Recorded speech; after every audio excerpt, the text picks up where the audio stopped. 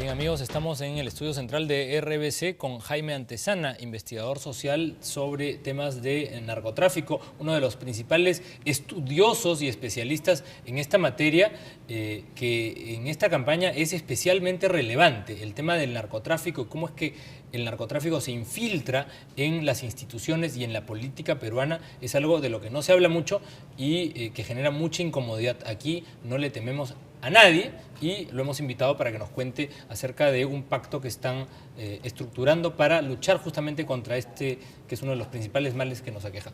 Jaime, gracias por estar aquí. Gracias por la invitación. Cuéntanos el trabajo que vienes desarrollando en este tema. Tú eres de los que ha denunciado abierta y públicamente que en esta campaña electoral hay mucha plata del narcotráfico. Efectivamente, ¿no? Sostengo de que gran parte de la campaña va a estar permeada, ¿no?, por el dinero del narcotráfico. Al no existir mecanismos de control, ¿no?, de las finanzas privadas, entonces el camino para el dinero del narcotráfico y de otras actividades ilegales está allanado, ¿no? Le han desbrozado el camino al ingreso de este tipo de dineros, pero principalmente el narcotráfico. ¿Por qué? Porque el narcotráfico, desde que tengo conocimiento, ¿no? No vamos a hablar antes de los 80, hablemos de los últimos 35 años, ha estado presente en todas las campañas electorales nacionales y desde el año 2002-2006 en las campañas regionales y municipales. Es terrible lo que dice, ¿no? O sea, y es una lavandería, digamos, la política se ha convertido en una actividad para lavar dinero, ¿no? Claro, habría que entonces hablar ahora de lavado de activos en campaña electoral. Pero lamentablemente nadie habla de lavado de activos en la campaña electoral. Todos hablan de lavado de activos de tal empresario, ¿no? El asunto está en lo siguiente. ¿Por qué esta afirmación es categórica? Porque hay dos ejemplos en concreto. En 1983, el Senado de la República, el quinquenio de Belaúnde Terry, ¿no?, logró desaforar a Eduardo Yoshimura Montenegro, ¿no?, del Congreso de la República por vinculaciones comerciales con un narcotraficante muy importante de aquella época, que se había obviamente gestado en los 60, acumulado en los 70 y adquirido fama en los 80. Nos referimos a Mosca Loca.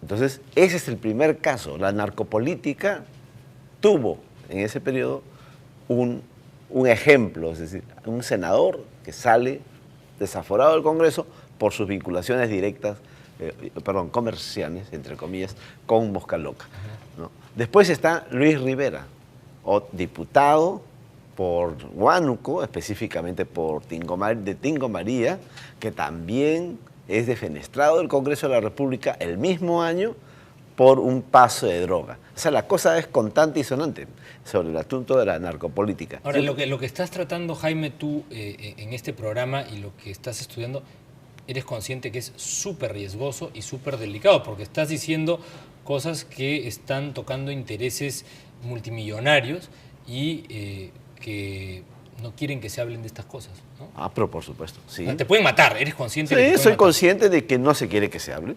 El silencio del establishment, ¿no?, el silencio oficial, ¿no?, el silencio del statu quo es evidente. Y las instituciones que deben velar para que esto no ocurra, la Unidad de Inteligencia Financiera, en fin, la Contraloría, digamos, hay una serie de instituciones gubernamentales que por lo visto no cumplen su rol. ¿Qué está pasando? Lo que está pasando es muy sencillo.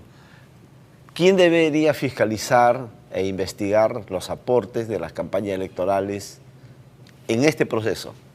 ¿La Contraloría? El jurado, ¿no? No, no es la Contraloría. Ni siquiera los organismos electorales, como la OMPE. Debería ser la Unidad de Inteligencia Financiera, que está en el ostracismo, cercenado, sin ninguna capacidad de poder hacer algo más allá de reportes de transacciones sospechosas. Ahora, una pregunta, Jaime, cuando uno ve los reportes de los gastos de campaña, ¿no?, de cada una de estas organizaciones y ve lo que realmente están invirtiendo en publicidad, en relaciones públicas, en apariciones mediáticas, se da cuenta pues que no hay un correlato. Si uno coteja las dos cosas, se da cuenta de que es una mentira lo que declaran frente a lo que realmente están invirtiendo. Pero por supuesto, y yo me atrevo a decir lo siguiente. En esta campaña, a diferencia de todas las campañas anteriores, la cocaína es la que está en la campaña. Si algo hay que decir con absoluta y rotunda claridad, es que es la cocaína.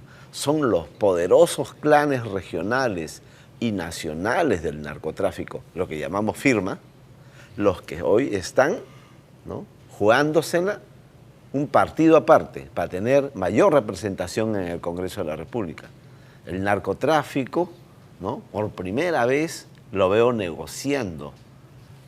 Gente muy poderosa que acumuló en los últimos 30 años, hoy salen financiando campañas electorales. Ahora, el tema es cuando esto se denuncia, es difícil muchas veces acreditar o probar o señalar con nombre y apellido a las personas que están detrás de todo esto.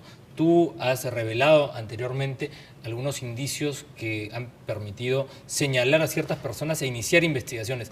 ¿Qué nos puedes contar hoy? Sí, eso fue el año 2008, ¿no?, cuando denuncié que había entre 10 a 15 clanes muy poderosos de Andahuaylas que lavaban activos. Y hubo una respuesta acertada.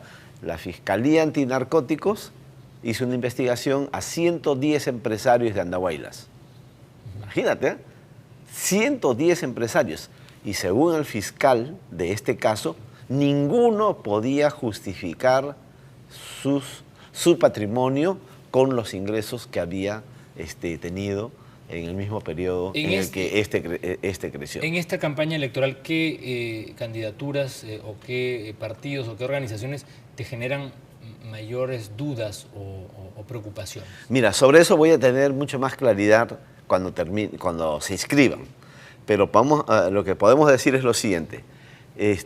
Mis cálculos hasta el mes de enero del año pasado, ¿no?, eran de que iba a haber narcocandidatos al Congreso de la República en 16 regiones, porque eso es lo que hubo en las elecciones municipales y regionales, ¿no? O sea, la tendencia arranca el 2006, más o menos están moviéndose en 8 regiones.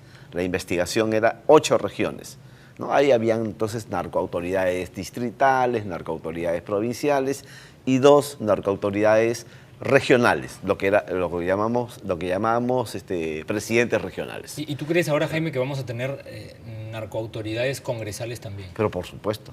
No, sí lo hemos tenido. Ya en las elecciones del 2011, yo salí inmediatamente a decir de que habían, como resultado de la investigación, solamente en las 8 regiones, 10, ¿no?, congresistas con presuntos vínculos con el narcotráfico y el lavado de activos.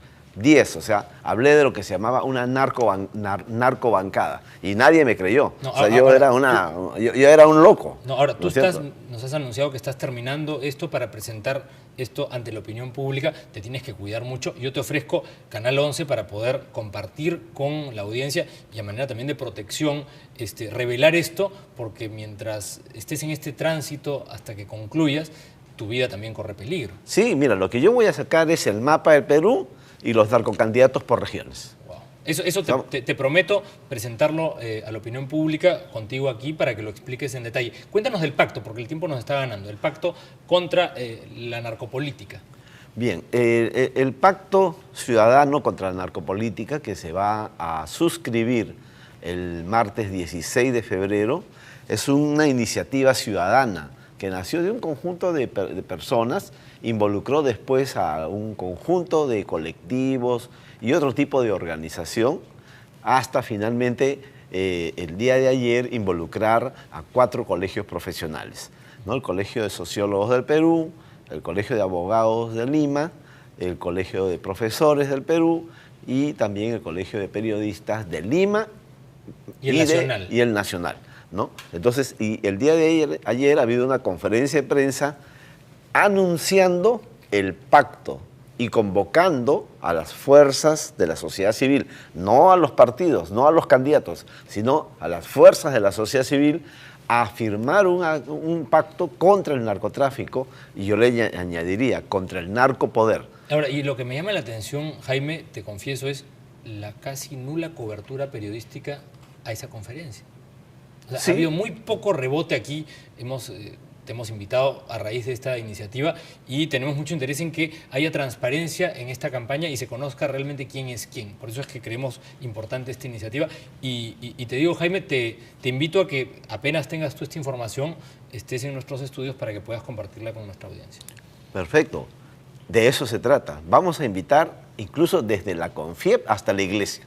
Muy bien. Es decir, a todas las fuerzas de la sociedad civil para que podamos suscribir un pacto no ético, porque los pactos éticos son un saludo a la bandera, un pacto contra el narcotráfico, ¿no? ¿Por qué? Porque en esta campaña electoral no solo van a haber alrededor de 34 narcocandidatos al Congreso de la República, financiados o autofinanciados por el narcotráfico. Estamos hablando de 34 hasta el momento, ¿no? Hay 3 candidatos presidenciales pro narco. Increíble. Pro narco. Increíble. Y hay un candidato presidencial narco. Es decir, al que yo he llamado el Pablo Escobar. ¿Por qué? Porque reproduce 3 características del modelo colombiano. Recuerden que Pablo Escobar fue candidato al Senado colombiano y por lo tanto podemos... No puedes revelar el nombre de este candidato. Pero sí podemos decir sus características, A ver. ¿no? 1, regalo, dádivas, ¿no es cierto? Carros sangucheros, electrodomésticos, alimentos y a veces dinero contante y sonante como casino, ¿no? Una vergüenza, pero así estamos, entregando dinero en las calles, ¿no? 2, financiamiento del fútbol. Recuerde que Pablo Escobar financiaba el Deportivo Medellín y el Deportivo Nacional en Colombia, ¿no? 2 equipos emblemáticos. Claro, también había el Deportivo Cali, que era financiado por el cártel de Cali, de los hermanos Orejuela.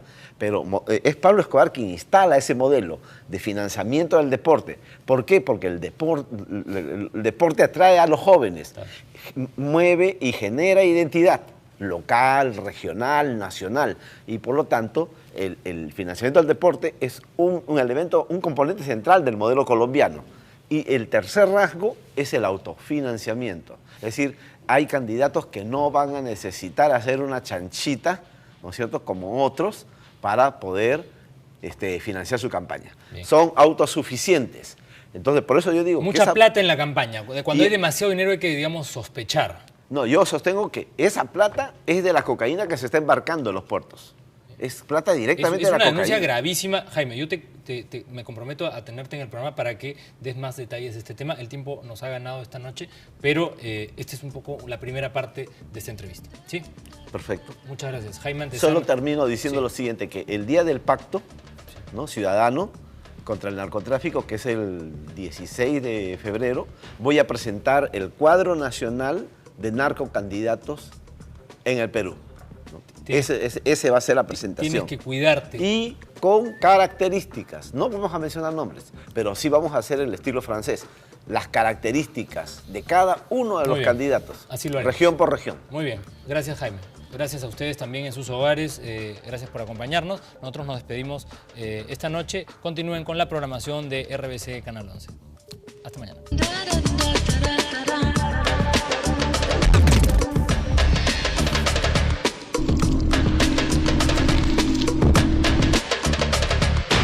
Boca a boca.